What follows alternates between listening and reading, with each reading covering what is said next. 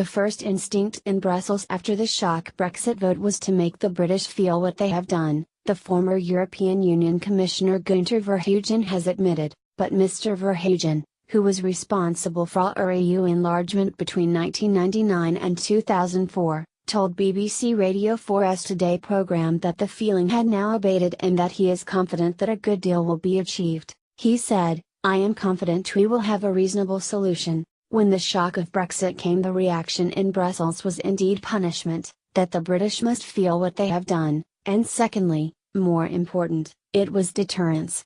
The idea in Brussels was there must be such a tough solution that nobody will have the appetite to repeat it. That mood is now changing. Giddy Gunther Verheugen. When the shock of Brexit came, the reaction in Brussels was indeed punishment, that the British must feel what they have done. Gunther Verheugen, he added, business people all over the European Union have recognized that it is a lose-lose situation for both sides.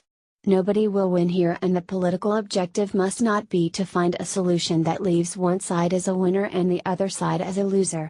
You must never forget, the UK might leave the European Union, but it remains a European country. Brexit negotiations are currently focused on Britain's future trading relationship with the bloc, with the matters of citizens' rights that the sum of the UK's controversial divorce bill having been settled in December. Last month, the UK and EU reached a joint legal agreement on the terms of a Brexit transition deal. Brexit Secretary David Davis and EU Chief Negotiator Michel Barnier described the agreement as a decisive step towards Britain's exit from the European Union. Mr. Barnier has repeatedly insisted the UK cannot choose to keep the best elements of membership when it quits the bloc. No trade agreement exists that includes financial services, and the City of London will inevitably face curbs on access, he has warned. In response to Mr. Barnier's threats, Brexit Secretary David Davis said a deal that took some areas of the current economic relationship but not others would be cherry-picking.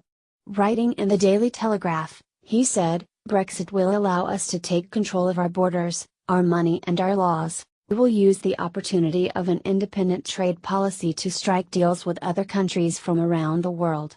The EU might work for countries who have chosen to be members, but at a time when the European Commission itself says that the majority of future global growth will come from outside Europe, it makes sense for Britain to place itself at the cutting edge of new technologies and the regulatory regimes they will require."